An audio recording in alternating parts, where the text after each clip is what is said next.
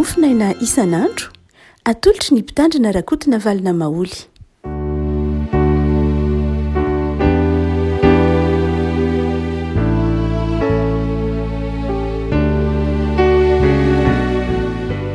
Fanarahabantsika ry havako tratra ity alarobia 7 ny volana desambra ity ny mofinaina izay voalahatra ao antsika dia ny salamo 7:20 salamo 7:20 andiny 5:20 ka hatramin'ny 9:20 fa salamo 7:20 andiny 5:20 ka hatramin'ny 9:20 vakitsika amin'ny anaran'i Jesosy.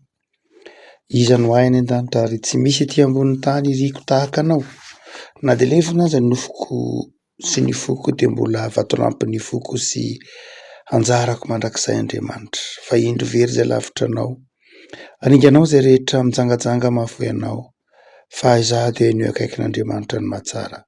Ianao Jehovah Tompo no nataoko ariko mba hilaza ny asanao rehetra. Ray masonao manao masinana amin'ny fahamarinana ny teninao, ny fahamarinana. Amen. Rehefa maka ity salamo 7:20 ity isika rehefa malala dia mahita fa tsy mora akory ny hoe kristianina. Tsy mora ny fiainana kristianina. Tsy mora ny fiainana kristianina tsy amin'ny lafiny hoe le miaina le fiainana kristianina ihany no tsy mora. Mora amin'ny lafiny hoe Jesosy mitoetra ato anatintsika. Mora amin'ny lafiny hoe ny tompo no miasa hahatanterahantsika ny fiainana kristianina.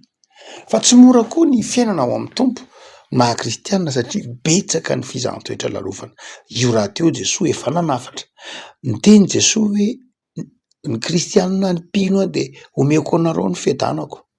Nanafatra an'ilay Jesosy. Jesosy dia nanafatra hoe aza manana inona na inona. Jesosy dia niteny manao hoe indro aho momba anareo mandrakariva mba raha mahatoga ny fahatapenana izao tontolo izao. Fa Jesosy koa nanafatra manao hoe ahita fahoriana ianareo. Ho enjehin'ny olona ianareo noho ny anarako, ho alan'ny olona rehetra ianareo noho ny anarako. Dia ao anatin'izay lafiny zavatra izay no mahatonga ny itsika raha mamaky ity salamo 7:20 ity fa tsy mora akory ny hoe kristianina. Tsy mora ny fijoroana vavolombelona. Indrindra amin'izao andro iainantsika izao. Amin'izao andro antsika izao dia be dia be ny heziteny azo ny kristianina. Amin'ny olona izany kristianina izany dia izao indray heverin'ny olona ho miniminy foana, indray heverin'ny olona ho tahaka ny hoe mandany andro. Hitantsika amin'ireo tambajotra isan-karazany na any amin'ny YouTube io, na any amin'ny Facebook io, na any amin'ny TikTok io, na any amin'ny télévision koa aza dia ahitantsika olona maro maneso ny kristianina, manaratsy ny vavahana kristianina. Andraindray dia izao manenjika mihitsy manaratsy an'Andriamanitra, manakina an'Andriamanitra. Aiza ny Andriamanitra reo? Misy ve Andriamanitra dia izao ny fiainana, ny fiainanao dia ianao ihany ankinany fa tsy Andriamanitra. Misy dia tena samy teny ratsy an'Andriamanitra.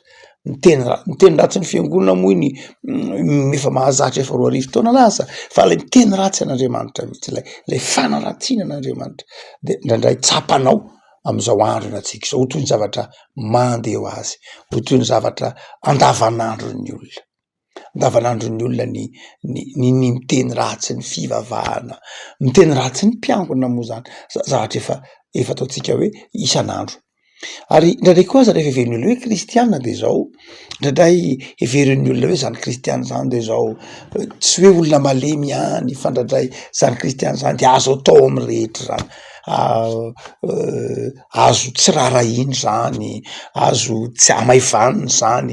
Rehefa miteny izany dia tsy tokony ho tezitra izany kristianina izany, fa izao tsy manana zo tezitra izany kristianina izany, tsy manana zo asiaka izany kristianina izany, tsy manana zo anita izany kristianina izany. Fa izany kristianina izany dia izao rehefa velahina dia tokony hanaiky, rehefa alaina ny entana dia tokony tsy mamaly, rehefa rofina ny entana dia tsy tokony hitory izy, rehefa be dia be ny sary ataon'ny olona momba ny an'izay hoe fiainana kristianina. Izany kristianina izany dia izao tokony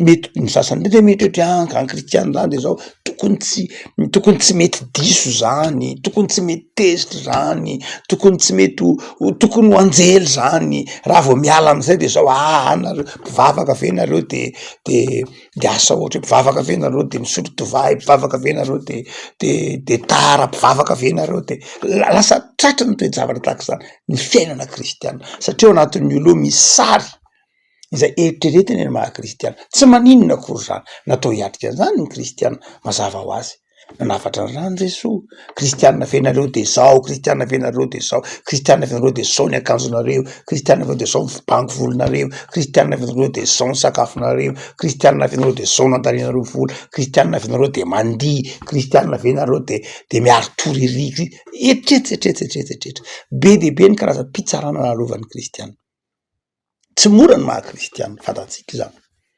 satria itsika moa tsy kristiana ho an'ny olona fa kristiana ho an'Andriamanitra.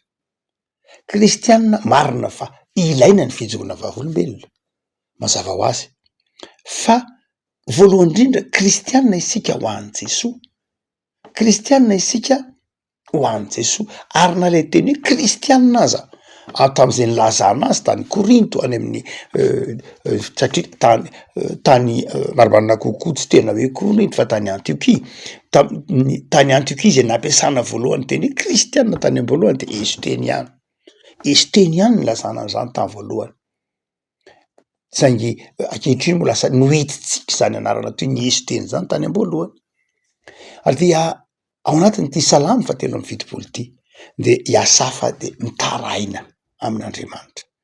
Taraina amin'Andriamanitra amin'ny lafin-javatra roa. Voalohany dia tsapany ho mafy aminy lay fanaratsiana ny fivavahany, le fanaratsiana ny finoany, le fanaratsiana ny fanarahany an'Andriamanitra de indraindray marary izy.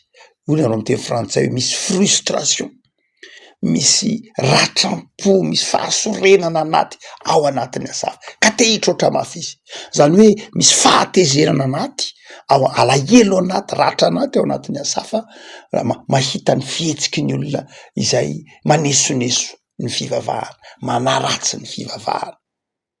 Fa ny faharoa zay aseho ny ity salamy fatelo amby fitopolo ity ihany dia ilay fijerena koa ny tsy hoe maneso ihany fotsiny ireo manodidina azy fa zao reo ratsy fanahy reo mpanesoneso reo mpanenjika azy reo jereny kosa nefany to milamina indray ny fiainany, to milamina ny fiainany, to tsy manana olana izy, reo olona zay efa manenjika azy, efa manaratsy ny fivavahany, manaratsy an'Andriamanitra, manenjika azy de zao jereny indray totra milamina le fiainany, totra ny jereny mirindra tsara ny fiainany dia izay ratra-po fahatezerana anatin'ny asafy zay no aseho an'ity salamy fatelo amby fitopolo ity ary de nitodika tamin'Andriamanitra zay fanahoana Andriamanitra fanahoana ny diavelanao mangina ianao eo anatrehan'ny faharatsian'ny olona manaratsy ianao, nahoana ny de mangina ianao eo anatrehan'ny fahoriana zay mahazo anay no ny finoana ianao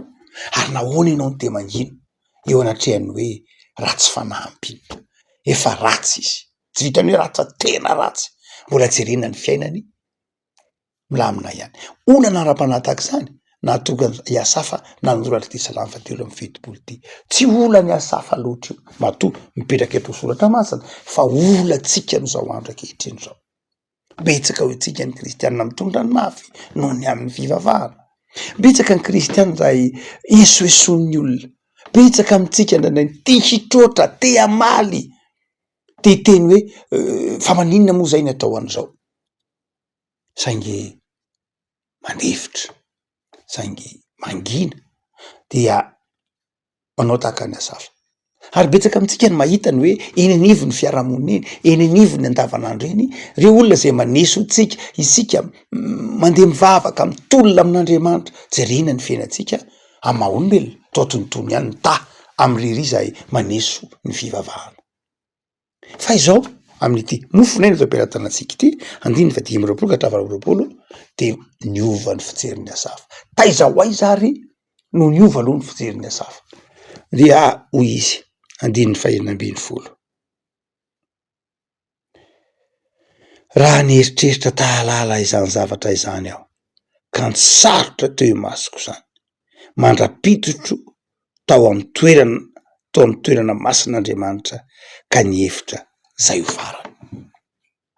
Zany hoe zay foana no tao an-tsaiko hoy Asafa, zany ratram-po zany no tao an-tsaiko, fa rehefa niditra tao a-toerana masin'Andriamanitra, zany hoe rehefa niditra tao am-piangonana, rehefa niantoraka tamin'Andriamanitra, rehefa nianatra ny momba an'Andriamanitra, rehefa nianatra momba ny fivavahana, de zao niova ny fijeriko. Efako malala, miova ny fijeritsika rehefa mamaky ny fiainantsika ao an-tranon'Andriamanitra isika. Miova ny fijeritsika ny fiainana rehefa mijery ny fiainantsika ao amin'ny toerana misy an'Andriamanitra isika. Zany hoe raha mitenitsika hoe toerana masin'Andriamanitra eto, de izao milaza ny tenin'Andriamanitra, milaza tsy ilay trano-droatra ihany, fa zao lay fifandraisana amin'Andriamanitra mihitsy. Miova ny fijerinao rehefa mifandray amin'Andriamanitra ianao. Dia teo no nahiratra ny masoko izy, ary hoy izy hoe eo am'izay mahasolafaka tokoa no ametrahanao azy, ary aripakao oringana izy. Reo le ratsy fanahy, ireo zay tsapany Asafa, homanesoneso, homanenjika, ho miteny ratsy ny fivavahana, toy izy manao hoe eo am'izay mahasolafaka tokoa no ametrahanao azy. Hia rava indray mipimaso izy, levina izy, matinjava matahotra izy. Andininy fa 7-20 dia hoy izy manao hoe ny saina nomenao aho no hitondranao aho. Ravako malala, aseho ny Asafa eto, fa tsy takatritsika, mahatonga atsika latsaka ao anatin'ny frustration no manteny frantsay, lay mahatonga atsika latsaka ao anatin'ny ratra-po mijery ny fiainana de zao, satria tsy tena takatritsika ny fitondran'Andriamanitra, tsy tena takatritsika ny fiainana lehibe omen'Andriamanitra atsika. De aty am'dininy fa 5-20 ka hatramin'ny 20 de efa nihiratra tanteraka ny mason'ny Asafa, de lasa faly amin'ny toerana nomen'Andriamanitra azy. Nahitany Isaiafa fa tsara ny toerana nomen'Andriamanitra azy, de ny fahitany fa kay misy farany zavatra rehetra, ay tsinitsinina. Hoy Jesosy manao hoe inona moa ny tombontsoa azon'ny olona raha mahazo zao tontolo zao azy izy nefa very ny ainy? Inona ny soa azon'ny olona raha manana zao rehetra zao ary izy nefa very ny ainy? Fa ianao kosa, hoy Asafa aminao manao hoe izaho de ny eo akaikin'Andriamanitra ny mahatsara. Fehiten'ny Asafa ravako malala no entiny mampahery aminao zao mofinaina izao manao hoe sambatra ianao satria kristianina. Hoy Jesosy, sambatra ianareo. Ary hoy oatra masina, sambatra ianareo raha enjehina noho ny anarako, koa ny tenin'Andriamanitra.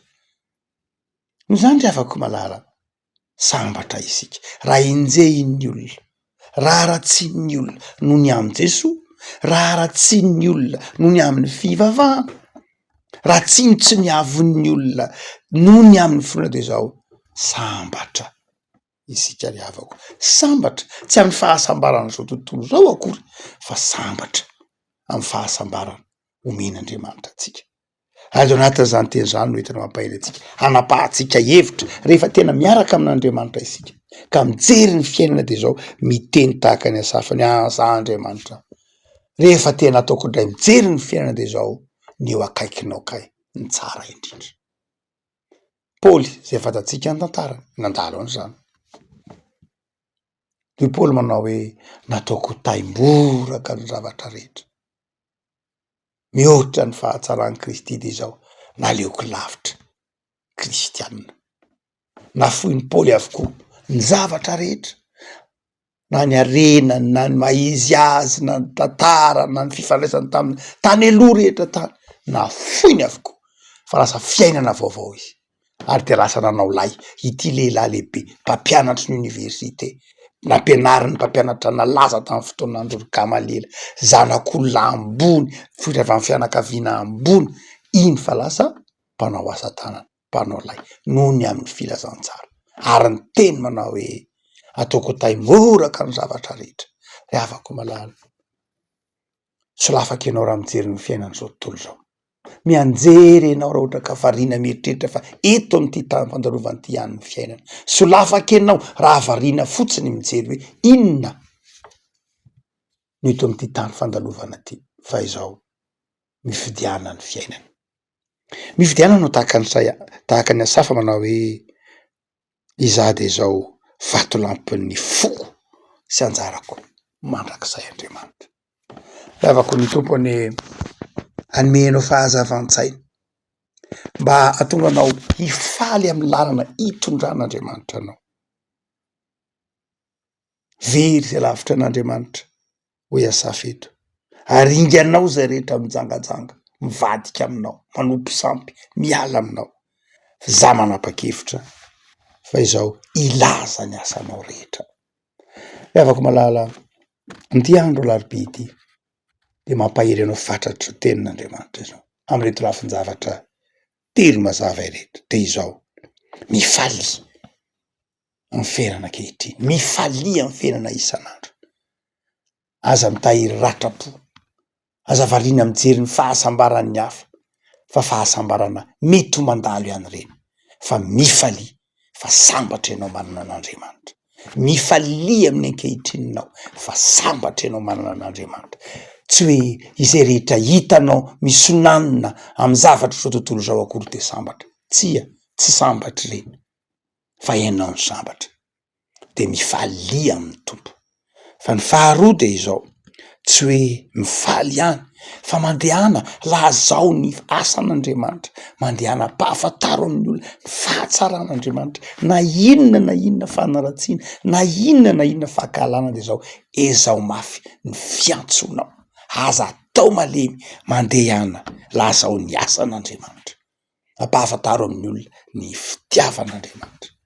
Ary ny fahatelo de zao, aoka ianao ahazo antoka ny fiainana mandrakizay.